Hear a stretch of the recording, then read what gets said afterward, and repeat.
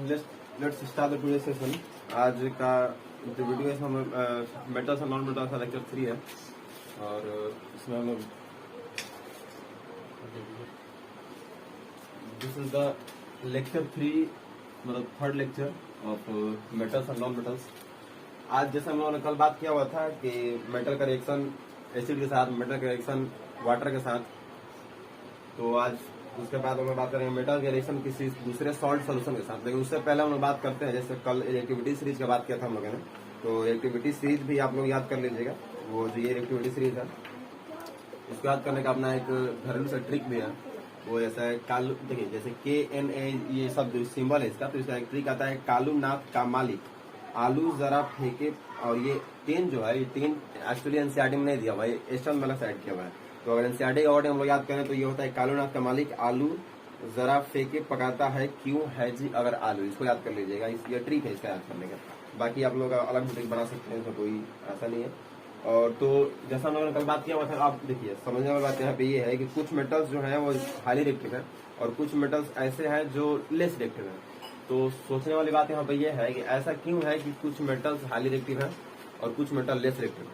तो होता है ऐसा एक्चुअली इसलिए है कि जैसे मान लीजिए सोडियम है और ये उसके बाद आयरन है, मान लेते हैं दोनों को ऊपर ले लेते हैं, एक मोर रिएक्टिव है और एक लेस रिएक्टिव है। तो इसमें होता क्या है कि जैसा ये सोडियम है ना, इसके पास एक ऐसी खास प्रॉपर्टी है, ये अपने आउटर मोस्ट इलेक्ट्रॉन को बहुत जल्दी, मतलब फास्ट कह सकते हैं, ठीक ना, बहुत जल्दी अपने जो आउटर मोस्ट इलेक्ट्रॉन है उसको फास्ट लॉस करता है। ठीक है, पहली बात इसको बहुत जल्दी इसको लॉस करता है, ठीक है, इसको लूज कर देता है बहुत जल्दी। जो मतलब जो भी यहाँ पे कोई कंपाउंड है या कोई कंपाउंड नहीं, वो यहाँ पे एलिमेंट है, तो उसके साथ रिएक्शन करने के लिए बहुत जल्दी अपना जो एलिमेंट है उसको लॉस कर देता है। ठीक है, और जो आयरन है ये स्लो करता है, मतलब अपना ये भी रिलीज करता है, अपना ये भी इलेक्ट्रॉन लॉस करता है, लेकिन इसका जो लॉस करने का इलेक्ट्रॉन को प्रक्रिया जो है वो स्लो है, थोड़ा धीरे करता है।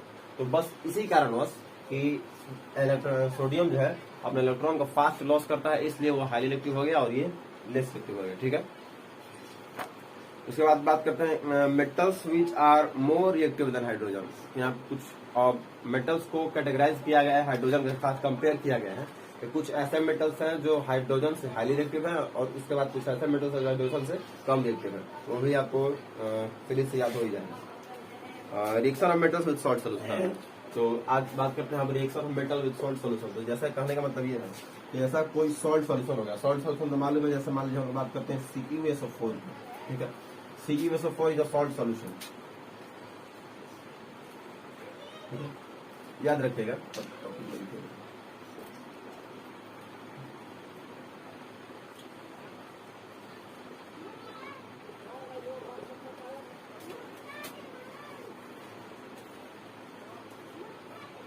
अब लिखिए इसको, reaction of metal A with salt solution of metal B। It means कि अगर रिएक्शन यहाँ पे कराना है तो जो सॉल्ट सोल्यूशन जिस मेटल से बना हुआ है, try to understand, salt solution जिस मेटल का है, रिएक्शन वहां पे उस मेटल से नहीं होगा। मतलब यहाँ पे मेटल ये जो दूसरा है और सॉल्ट सोल्यूशन दूसरे मेटल से बना हुआ है। ठीक है, तो इसको हम लोग बोल सकते हैं salt solution of metal A and metal B, metal reaction with metal B। Metal B मतलब ये हो गया जिंक, और मेटल A जो है सॉल्ट सोल्यूशन मेटल A, तो A मीन्स कॉपर। ठीक है, CuSO4 होगा सॉल्ट सोल्यूशन कॉपर का, और मेटल हमारे पास जिंक है। अब इन दोनों का हम रिएक्शन कराते हैं। देखिए बहुत इजी ट्रिक है, कुछ नहीं करना। सबसे पहले फिर बार में मैं बोल देता हूँ टॉपिक को, reaction of a metal with salt solution of another metal. ठीक है, इसमें जब करना है तो हम लोगों ने अभी रिएक्टिविटी सीरीज का बात किया हुआ था। तो यहाँ पे ये देखना है कि अगर ये जो जिंक है, अगर ये जिंक इस कॉपर से हाईली रिएक्टिव होगा, अगर जिंक इस कॉपर से हाईली रिएक्टिव होगा तो ये जिंक यहाँ पे आ जाएगा और कॉपर को हटा देगा। ठीक है, कोई डाउट? तो अब चेक कर लो, देख लो, जिंक हाईली रिएक्टिव है, ठीक है ना। तो अब यहाँ पे ZnSO4 बन जाएगा। ठीक है, रिलीज हो गया बाहर।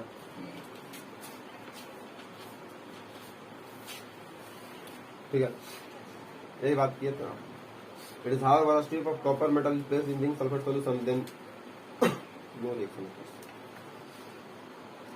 The reaction of zinc with copper sulfate solution, when a zinc strip is metal put in copper solution sulfate, then blue color of copper sulfate results solution fades gradually due to the formation of colorless zinc sulfate solution and red brownish copper metal is displaced in zinc. ठीक है, देखिए यहाँ पे अब ये zinc highly reactive था इसलिए copper को हटा दिया, ठीक है।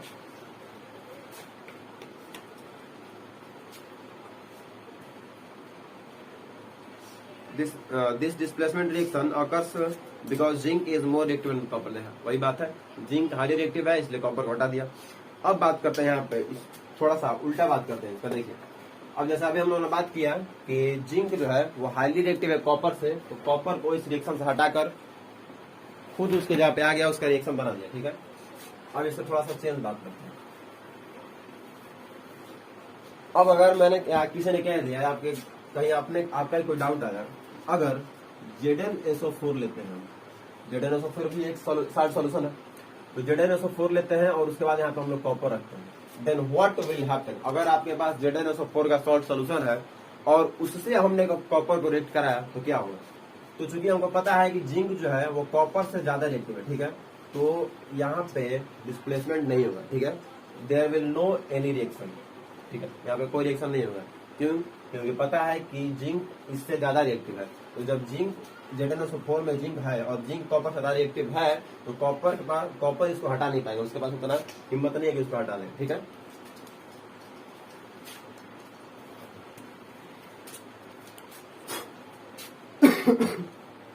Reaction of iron with copper sulphate solution. हाँ, अगर उसी अब कॉपर हाँ, अब जैसे यहाँ पे ये CuSO4 था और ये Zn था, तो अब Zn के जगह पे यहाँ पे Fe को रखा गया है, तो Fe के साथ भी वही होगा, सेम चीज।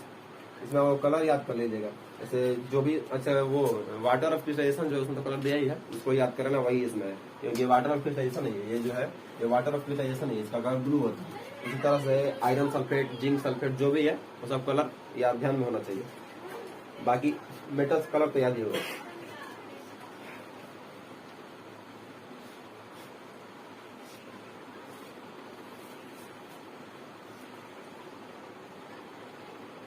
तो देखिए अब यहाँ पे जैसे ये कॉपर सल्फेट है, तो यहाँ पर हमने Fe को रखा तो ये बन जाएगा FeSO4, ठीक है। FeSO4 का यहाँ पे रिएक्शन बन गया आयरन 2 सल्फेट होता है।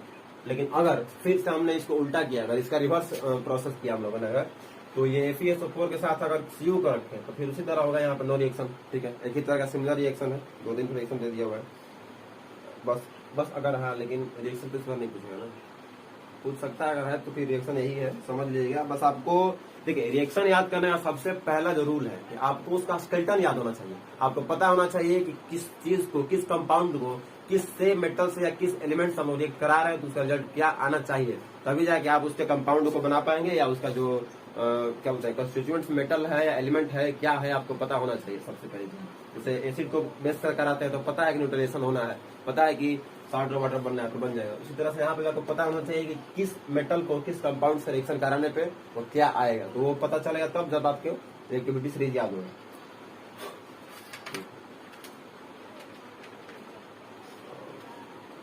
हाँ, reaction of metals with chlorine. अब बात करते हैं यहाँ पे रिएक्शन ऑफ कुछ मेटल्स हैं उनका क्लोरीन से किस तरह से रिएक्शन होता है।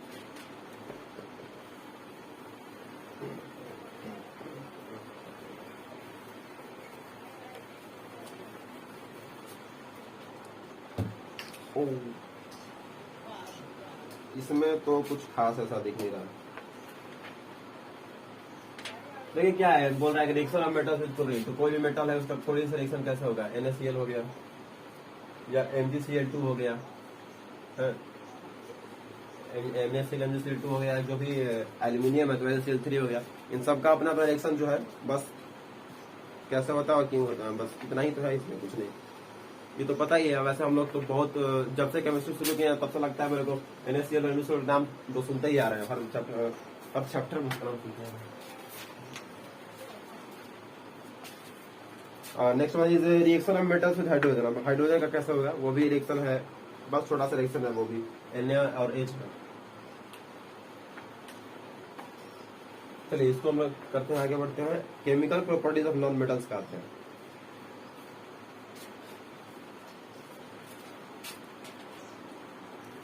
Now let us talk about chemical properties of non metals. मतलब आज हम अब नेक्स्ट टॉपिक नॉन मेटल्स की जो केमिकल प्रॉपर्टीज हैं वो किन किन से रिएक्शन करते हैं और कैसे करता है रिएक्शन ऑफ नॉन मेटल्स, इसको बात करेंगे। पहला दिया है कि reaction of non metals with oxygen. तो non metals react with oxygen to form acidic oxide और neutral oxide. Right, understand. Non metals जो है वो जब ऑक्सीजन से रिएक्ट करते हैं तो वो एसिडिक ऑक्साइड बनाते हैं। इसको याद कर लेना, markable point. Non metals highlight कर लो। जब नॉन मेटल ऑक्सीजन से रिएक्ट करते हैं तो एसिडिक ऑक्साइड बनाते हैं। ठीक है,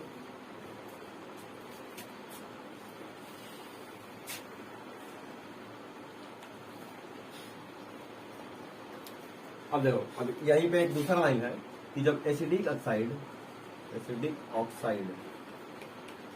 रिएक्ट करते हैं वाटर से तो क्या बनेगा। देखिए, एसिडिक ऑक्साइड है और वाटर है, ठीक है। तो पहले हमारे पास ये जो ऑक्साइड है यहाँ पे एसिडिक है और ऑक्साइड यहाँ पहले से है, और उसके बाद ये वाटर से रिएक्ट करता है। तो वाटर से रिएक्ट करेगा तो इसको बना देगा एसिड, फॉर्म एसिड। ये एसिड बनाएगा यहाँ पे, क्योंकि इसका जो यहाँ पे ये पहले से एसिडिक है लेकिन ये ऑक्साइड है, तो यहाँ पे हाइड्रोजन इसको मिल गया तो एसिड बन गया आराम से।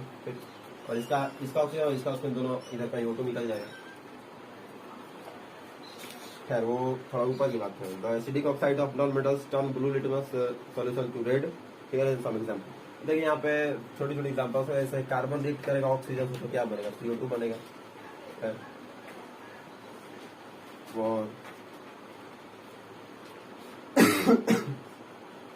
ओह यस, यहाँ एक चीज समझने वाली है। जैसे आप ये स्ट्रक्चर दिया हुआ है, सॉरी ये जो पहला दो रिएक्शन दिया हुआ है कि मेटल सॉरी नॉन मेटल से रिएक्ट ऑक्सीजन, तो नॉन मेटल जो कार्बन है रिएक्ट करता है ऑक्सीजन से तो CO2 बन रहा है। तो ये CO2 है वो एसिडिक ऑक्साइड है, ठीक है। अब इस CO2 को हम रिएक्शन कराएंगे वाटर से, H2O से। जब CO2 रिएक्ट करेगा वाटर से तो बनेगा एसिड। तो ये एसिड क्या है, H2CO3, ठीक है। हाँ, ये थोड़ा ध्यान देना, इसको याद करो पहले, इस चीज को याद करो। ये जो है नॉन मेटल ऑक्सीजन के साथ रिएक्ट कर रहा है तो एसिडिक ऑक्साइड बनाएगा, ठीक है। याद करना इसको कि नॉन मेटल जो है कभी भी एसिडिक ऑक्साइड बनाएगा, ठीक है। ऑक्साइड बनाएगा तो किससे रिएक्शन करेगा, तब ऑक्सीजन से। तो जब नॉन मेटल ऑक्सीजन के साथ रिएक्शन करता है तो एसिडिक ऑक्साइड बनाता है। जब एसिडिक ऑक्साइड बन गया, ठीक है, एसिडिक ऑक्साइड बन गया तो यहाँ पे एसिडिक ऑक्साइड को रिएक्ट करता है वाटर से, तो इस वाटर का हाइड्रोजन इसको मिल ही जाएगा। तो हाइड्रोजन इसको मिल जाएगा तो ये खुद एसिड बन जाएगा, ठीक है। तो ये एसिडिक है, ये जो है ये एसिड है। तो क्या बोलते हैं, नॉन मेटल प्लस ऑक्सीजन मिलकर बना दिया एसिडिक ऑक्साइड, और एसिडिक ऑक्साइड को जब वाटर मिल गया तो ये बना दिया एसिड।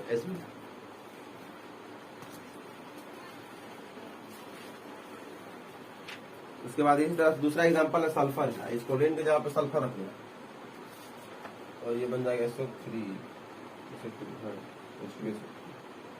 बस इसी के जैसा ये हो गया दूसरा सल्फर का।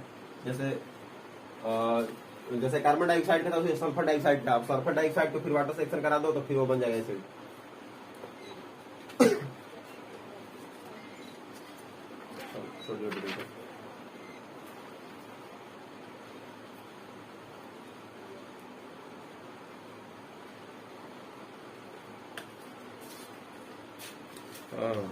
एक चीज यहाँ पे देखिए, एक जो है थोड़ा जहरीला टाइप का, हम लोग कार्बन मोनोऑक्साइड के बात करते हैं हम लोग। तो यहाँ पे क्या है कि carbon is a non metal. ये तो सबको पता है कार्बन एक नॉन मेटल है। तो जब कार्बन जब भी बर्न होता है किसके साथ, O2 के साथ। लेकिन यहाँ पे समझिए बात, यहाँ पे भी कार्बन ऊपर का जो रिएक्शन है ये वाला, इसमें कार्बन बर्न हो रहा है O2 के साथ, तो ये बना रहा है CO2, ठीक है। Carbon when Burns with O2 it forms CO2, जो कि मतलब गैस तो जहरीला गैस तो है बट चलता है। CO2 तो बहुत ज्यादा निकलता है। लेकिन अगर ये O2 जो है, अगर ये O2 इनसफिशियंट हो, कभी भी आपने सुना होगा कि जब भी कभी इनसफिशियंट फ्यूल बर्न होता है या कार्बन मोनोऑक्साइड प्रोड्यूस तभी होता है जब वहां पे कहीं पे भी हाफ बर्निंग होता है, इनसफिशियंट बर्निंग होता है, पूरी तरह से मतलब कंप्लीटली बर्निंग नहीं होता है, ठीक है। तो जब भी कभी इस कार्बन को इनसफिशियंट ऑक्सीजन मिलता है बर्न होने के लिए, मतलब मैंने बताया था पहले ही कि किसी भी चीज फायर के लिए सबसे इम्पोर्टेंट ऑक्सीजन ही होता है। तो अगर कार्बन को जलने के समय अगर ऑक्सीजन की इनसफिशियंट हो जाती है, ऑक्सीजन कम मिलता है उसको, तो ये फॉर्म करता है कार्बन मोनोऑक्साइड। इसका भी रिएक्शन वही होगा, C+O2 ये बनेगा CO। लेकिन यहाँ पे आपको लिखना पड़ेगा कि ये जो है इनसफिशियंट ऑक्सीजन है, यहाँ पे CO बनता है और ये कार्बन मोनोऑक्साइड जो मैंने बताया हुआ था लाइक प्रोसेस में कि ये खतरनाक होता है। उसके बाद हाइड्रोजन भी एक नॉन मेटल है और जब ये वाटर के साथ ऑक्सीजन के साथ रिएक्शन करता है तो ये वाटर बनाता है जो कि नेचुरल ऑक्साइड है। और ये दोनों नेचुरल ऑक्साइड है, ये कार्बन मोनोऑक्साइड और वाटर। उसके बाद reaction of non metals with water. अब जो नॉन मेटल्स है उनका वाटर के साथ रिएक्शन कैसे होता है, तो देखिए कोई भी नॉन मेटल उठा लीजिए, जैसे कार्बन है, सल्फर है, हाइड्रोजन है, इनका वाटर के साथ क्या रिएक्शन होगा, कुछ खास वैसा कुछ रिएक्शन होगा नहीं जो लोग रिजल्ट दिखाए। Non metals do not react with water और स्टीम और to evolve hydrogen gas. Non metal जो है ना तो वाटर के साथ रिएक्शन करते हैं ना स्टीम के साथ। और वाटर और स्टीम का मतलब है कि ना तो हॉट वाटर और ना ही कोल्ड वाटर और ना ही स्टीम, ठीक है। और ये जो हॉट वाटर कोल्ड वाटर है ना, इसका मतलब ये होता है कि जैसे सोडियम जो है वो हाईली रिएक्टिव है, तो जब अगर कोई एलिमेंट कोई मेटल जो है अगर हाईली रिएक्टिव है तो कोल्ड वाटर से भी रिएक्शन कर लेगा। अगर वो थोड़ा लेस रिएक्टिव है तो उसको रिएक्ट कराने के लिए वाटर को गर्म करना पड़ता है। ये तो बात मालूम है, किसी भी रिएक्शन को मतलब ये जो हीट होता है, ये हीट एक तरह का कैटलिस्ट होता है, तो किसी भी रिएक्शन को जल्दी कराने के लिए हम लोग हीट का इस्तेमाल करते हैं। तो अगर आराम से ही पानी से किसी मेटल ने रिएक्शन करा लिया तो समझ लीजिए कि वो मेटल हाईली रिएक्टिव है। अगर उस मेटल को रिएक्ट कराने के लिए हम लोग को वाटर को गर्म करना पड़ा तो वो थोड़ा सा लेस रिएक्टिव है। और उसके बाद कुछ ऐसा होता है जो स्टीम से रिएक्शन करता है और फिर नॉन मेटल्स जो है वो रिएक्शन करते ही नहीं वाटर से। Reaction of non metals with dilute acids. If non-metals like carbon, sulfur or phosphorus are put into a test tube containing dilute sulfuric acid, then hydrogen gas is evolved. Non-metals do not react. ऐसे तो non-metals जो है वो dilute acid के साथ कुछ खास reaction नहीं करते हैं, but if non-metals like carbon, sulfur और phosphorus, अब इस चीज को याद करना पड़ेगा, कार्बन, सल्फर और फॉस्फोरस, ये तीन ऐसे non-metals हैं, are put into a test tube containing dilute sulfuric acid और dilute hydrochloric acid, then hydrogen gas is evolved. अगर इन तीनों क्या बोलते हैं, ये तीनों नॉन मेटल जो है वो डाइल्यूट HCl और डाइल्यूट H2SO4 के साथ रिएक्शन करते हैं, ठीक है, और हाइड्रोजन गैस को इवॉल्व करते हैं, ठीक है। तो देखिए जैसे कि बात कर रहे थे क्या वो था reaction of non metals with dilute acid. सबसे पहला चीज के लिखिए कि non-metals do not react with dilute acids, but there is exception। यहाँ पे कार्बन है हमारा, ठीक है, कार्बन, सल्फर और फास्फोरस, ये ऐसे तीन नॉन मेटल्स हैं जो डाइल्यूट HCl या डाइल्यूट H2SO4 के साथ रिएक्शन कराते हैं तो इवोल्यूशन ऑफ हाइड्रोजन गैस होता है, ठीक है, हाइड्रोजन गैस को इवोल्यूट करता है। तो मान लीजिए MCQs में क्वेश्चन आ सकता है कि कौन सा एक ऐसा नॉन मेटल का नाम बताइए, याद रखिएगा, एक ऐसा नॉन मेटल का नाम बताइए जो डाइल्यूट HCl या डाइल्यूट मतलब कह सकता है डाइल्यूट एसिड के साथ रिएक्शन कराने पर हाइड्रोजन गैस का इवोल्यूशन करता है। तो सब तो नहीं है, बस ये तीन है, तो इन तीनों में से आप किसी को भी लिख सकते हैं, या अगर ऑप्शन में तीनों दिया हो तो तीनों कर सकते हैं।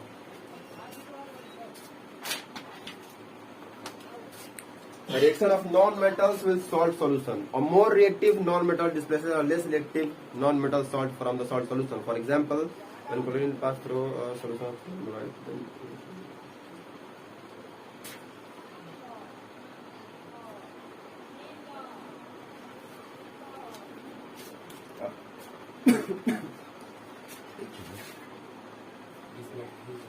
नाउ देखते हैं ये मेटल्स और नॉन मेटल्स का यूज दिया है, कुछ पढ़ लेते हैं।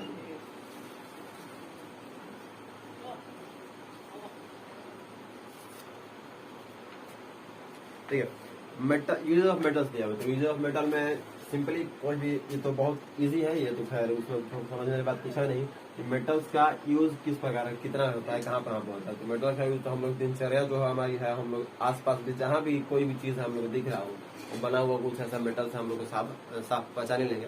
जैसे कोई भी कार हो, बाइक हो, एरोप्लेन हो, सुई से लेके एरोप्लेन तक सब कुछ तो मेटल से बना होता है। तो जैसे कॉपर, एल्यूमिनियम,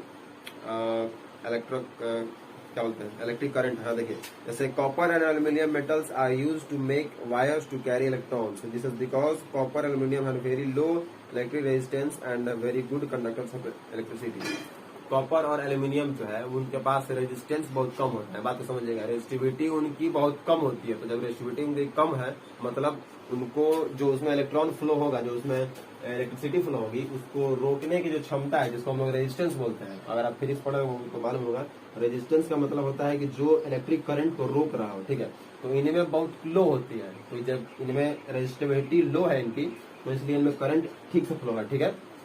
और तो इसलिए इन सब चीजों का वायर बनाया था। और एक और बात बता दूं कि सिल्वर जो होता है, सिल्वर में रेजिस्टिविटी एकदम 0 होता है, सबसे लो होता है, और silver is the best conductor of electricity, but अब सिल्वर का यूज नहीं किया था, वो महंगा है इसलिए, बाकी और अलग बात है।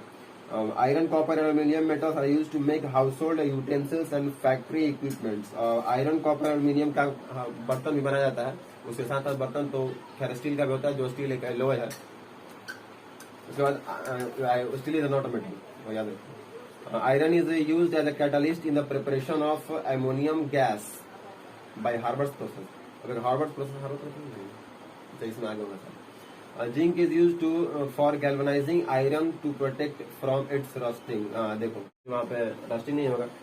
और रस्टिंग से मेरे को एक क्वेश्चन याद आया, देखिए रस्टिंग जो है या क्रोजन जिसको बोलते हैं, उससे मेरे को क्वेश्चन याद आया कि जैसे अभी पेंटिंग वेंटिंग होता है, जैसे किसी भी आयरन को या किसी भी मेटल कह सकते हैं, क्रोजन से बचाने के लिए हम लोग पहला सोल्यूशन होता है पेंटिंग। तो मेरा क्वेश्चन ये है कि जब भी कभी हम लोग किसी भी मेटेरियल को पेंट करते हैं, उसको पेंट करने से पहले सैंड पेपर से हम लोग रब करते हैं। बात को समझ, क्वेश्चन को समझिएगा कि जब भी कोई भी मेटल है उसको पेंट करने से पहले हम लोग उसको सैंड पेपर से रब करते हैं। तो क्वेश्चन ये है कि सैंड पेपर से रब करना क्यों जरूरी है? उससे बन सकता है ना कि सैंड पेपर को रब करना क्यों जरूरी है, सैंड पेपर से रब करना इस मेटल को क्यों जरूरी है, बस करके आप लोग सोच सकते हैं। तो उसके बाद मैं आंसर बताता हूँ।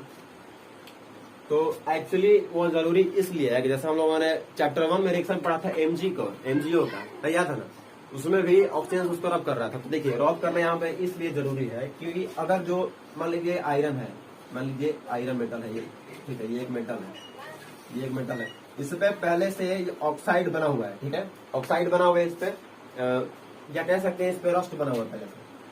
ये जो आयरन है, मतलब आयरन था अब ये रस्ट बन चुका है, ठीक है, आयरन ये रस्ट होता है, तो ये एक रस्ट बन चुका है। तो ये अब एक रस्ट है और इसके ऊपर अगर हमने पेंटिंग कर दिया तो कुछ दिनों बाद क्या होगा कि रस्ट के साथ साथ पेंटिंग दोनों साथ में उखड़ जाएगा, ठीक है। तो हमारा आयरन हो गया खत्म, रस्ट के साथ आयरन जो पेंटिंग है, रस्ट के साथ पेंटिंग दोनों नीचे गिर जाएगा, तो फिर वो पेंटिंग करने का कोई फायदा है नहीं। तो इसीलिए इस आयरन से पहले रस्ट को हटाया जाता है, उसके बाद इस पर पेंट को चढ़ाया जाता है ताकि वो रस्ट वहां पर रहे ना और पेंट कभी गिरे ना, ठीक है।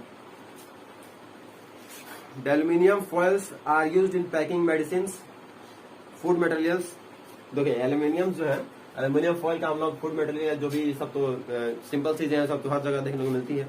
Silver and gold metals are used to make jewelleries, ये भी चीज है, ठीक है, सही है।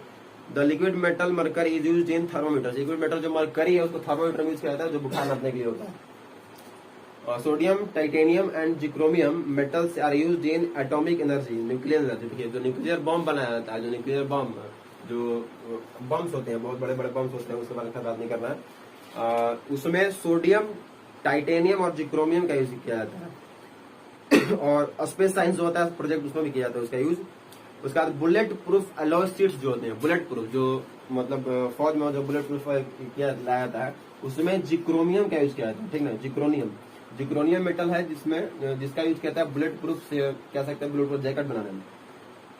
और कार बैटरीज में लीड का यूज किया जाता है। उसके बाद दिया जाता है कुछ नॉन मेटल्स का। तो अब जब नॉन मेटल्स का यूज आया है तो हम लोग डायरेक्ट जा सकते हैं एसिड बेस सॉल्ट में। कहाँ पे? वहां पे जहाँ पे हम लोगों ने क्लोरीन का यूज किया था, वहां पे जहाँ हमने पढ़ा था यूजेस ऑफ क्लोरीन, जहाँ पे हमने पढ़ा था uses of hydrogen. These are non metals. Hydrogen भी एक नॉन मेटल है, क्लोरीन भी एक नॉन मेटल है, ठीक है। तो हम लोग अगर ये पूछ रहा है कि यूज ऑफ नॉन मेटल्स बताइए, तो अगर आपको याद हो क्लोरीन का यूज, अगर आपको याद हो हाइड्रोजन का यूज, तो सेम है वही चीज। देखिए hydrogen is used in hydrogenation of vegetable oil. Vegetable oil जो है उसका हाइड्रोजनेशन करने में हाइड्रोजन का यूज किया जाता है। कह सकते हैं कि बैक्टीरिया को मारने में क्लोरीन का यूज किया जाता है, ठीक है। लिक्विड हाइड्रोजन रॉकेट में फ्यूल काम करता है, ये सब चीजें। उसके बाद नाइट्रोजन को अमोनिया बनाने में यूज किया जाता है, फर्टिलाइजर बनाने में यूज किया जाता है। इसमें कुछ बताने लगता है नहीं, सब याद करने वाली चीज है। Sulphur is used in fungicides and make it gun powder. Sulphur, gun powder में सल्फर का यूज किया जाता है, ठीक है। Compounds of nitrogen like trinitro-toluenes (TNT) and nitrogen is carine are used as explosives. Due to inertness, nitrogen is used to preserve food materials. हाँ देखिए यहाँ पे एक चीज है, ड्यू टू इनर्टनेस, समझिएगा बात को, ये थोड़ा मार्केबल पॉइंट है। Due to inertness nitrogen is use to क्या बोलते हैं, प्रिजर्व फूड मटेरियल्स, अंडरस्टैंड बात को, ये क्या बोल रहा है, प्रिजर्व फूड मटेरियल, मतलब this is a packet of chips, ठीक है। अब याद आ गया होगा, समझ आ गया मैं क्या कहना चाहता हूँ। This is a packet of chips. तो मैंने बताया था चैप्टर 1 में कि चिप्स जो है या किसी भी फूड मटेरियल को बचाने के लिए, उसका अगर पैक्ड फूड है तो उसमें हम लोग नाइट्रोजन गैस को डाल देते हैं, क्योंकि नाइट्रोजन गैस एंटीऑक्सीडेंट है, ठीक है, एंटीऑक्सीडेंट। और यहाँ पे लिखा हुआ है एंटीऑक्सीडेंट, यहाँ पे नहीं लिखा है, यहाँ पे लिखा है इनर्टनेस है, ठीक ना। इनर्टनेस का मतलब होता है कि वैसा एलिमेंट या वैसा मेटल एलिमेंट बोलो, वैसा एलिमेंट जो रिएक्ट ही नहीं करता है, ठीक ना, जो किसी से रिएक्शन ही नहीं करता वैसा एलिमेंट, इसको बोलते हैं। जैसे नोबल गैस होता है, ठीक ना, मतलब पीरियोडिक टेबल अगर मैं पढ़ाऊंगा तो बताऊंगा कि ग्रुप 18 में नोबल गैसेज होते हैं, ठीक है, उनको हम लोग इनर्ट गैसेज बोलते हैं। तो ये बोल रहा है कि नाइट्रोजन के पास इनर्टनेस होती है, ठीक है। वैसे वो इसका है नहीं, वो उसका अलग है, उसमें नहीं आता ये, बट नाइट्रोजन को बोल रहा है इनर्टनेस होता है इसमें, नाइट्रोजन, हाँ नाइट्रोजन इनर्टनेस होता है, इसलिए इसमें इसका यूज किया जाता है कि वो ज्यादा रिएक्शन नहीं कर पाएगा इसी से। और एंटीऑक्सीडेंट भी है, तो खाना को भी बचाए रखता है, ठीक है। बस यहाँ तक खत्म हो गया, और कल हम लोग बात करेंगे मेटल का रिएक्शन नॉन मेटल के साथ।